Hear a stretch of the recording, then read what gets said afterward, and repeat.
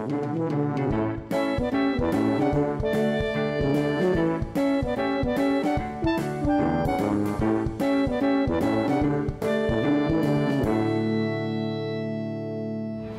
everybody, Brian here, and I am in Epcot today to talk about my favorite Epcot World Showcase pavilions. But when I say my favorite, I mean not really my favorite, because I already did this list once. I did my top 5 Epcot pavilions. That's this one right here. So this is my second top 5. So I guess you could call it 6 through 10, except I'm numbering them 1 through 5. So you got to figure that out. At number 5, it is here in Canada. And I don't know that I really even have to say why. I mean, these gardens are fantastic. I love that little shack over there that is seemingly for no reason other than to look really pretty. But it is tranquil down here. I am actually shooting this on a Saturday during Food and Wine because I'm apparently an insane person. And it's still pretty peaceful down here. The thing with the Canada Pavilion is this is only half of it. The other half involves these massive rocks. You know, not real rocks, of course. And some waterfalls down here. All of a sudden we're out of the gardens and we're into the Canadian Rockies.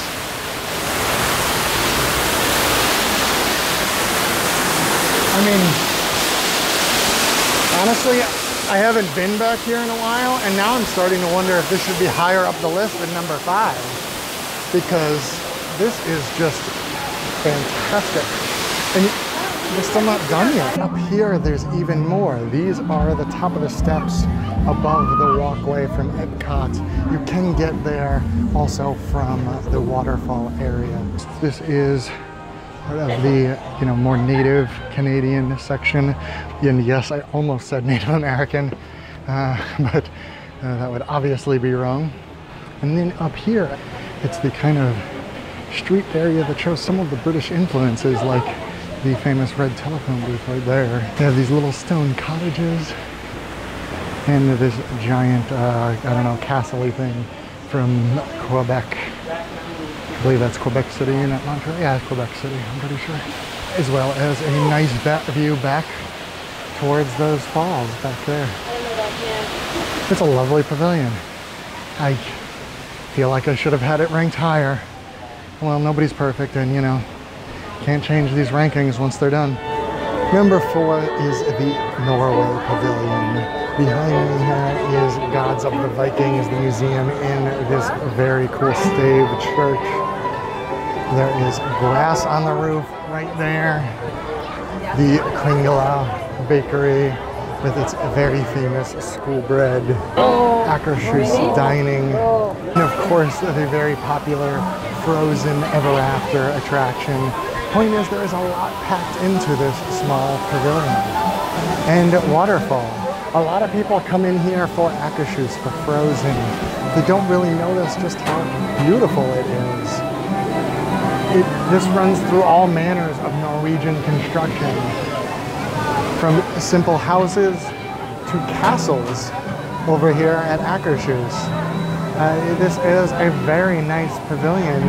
It is very, very heavily trafficked, unfortunately, and it wasn't built with the little nooks and crannies that some of the others were, so it's hard to really take time to stop and notice, but that doesn't mean it's not nice. And this whole section over here where they meet with Anna and Elsa is basically new. It's only like 2 years old, and they made this kind of little village over here that is really cool looking, and it has to it. Not really what I would call a quiet space, because it is very visible from the promenade, which is right there. This still adds some cool architectural features to the pavilion. Coming in at number 3 on this list is the Italy Pavilion. Now, this is not a very big one, but it is incredibly detailed.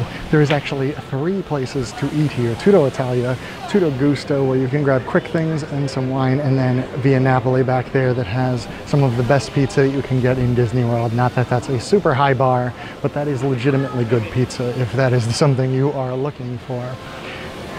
the lovely fountain over there, a wine shop up here. I mean, what else could you ask for in a pavilion? Well, I mean, this is technically like my 8th favorite pavilion, so I guess you could ask for more. Coming in at number 2 is one that is close to my heart. It is Germany. I've been to Germany twice actually, so that might be why I like it so much. It unfortunately is not very large. This is the main part of it that you can see right here. So it gets very crowded, especially on evenings, on weekends, when people are lining up to grab a beer right there. But it is still a lovely pavilion, and maybe it's just the German ancestors in my blood, but I love the architecture, I love the music, and I don't hate the beer. And one of the things that really makes the Germany Pavilion great is this little miniature train set here. It is such an unexpected little bonus, and it is so detailed with all of the river and the mini trees and all of the little village houses and real working trains. Amazing. And coming in at number 1 on my list is the France Pavilion. This was the one that just barely missed the cut for the last video. I am a fan of France in general, and this looks pretty darn good. Chefs de France right there, this lovely view, the fountain with the Eiffel Tower behind, and this really pleasant little street back here. It gets kind of busy because the quick service restaurant Leal is back there, and the ice cream place is right here over my shoulder. But this is a lovely Parisian street, and honestly the crowds kind of just make it feel a little bit more like Paris. You can grab a glass of wine and hang out at one of these tables that are in currently direct sunlight, so not great, but you know, the idea is still there. I love this pavilion. I love a lot of these pavilions, as you've probably noticed, enough to make 2 full top 5 lists, even though there are only 11 pavilions. Did you catch the one that was left out? Yeah, it was America, because boy, that feels unpatriotic, doesn't it? But it's because it's really just the American adventure attraction, and there's not a lot else. It doesn't have these little hidden spaces like France does with the garden over there through the arcade. So, sorry, America. But thank you very much for watching. Be excellent to each other.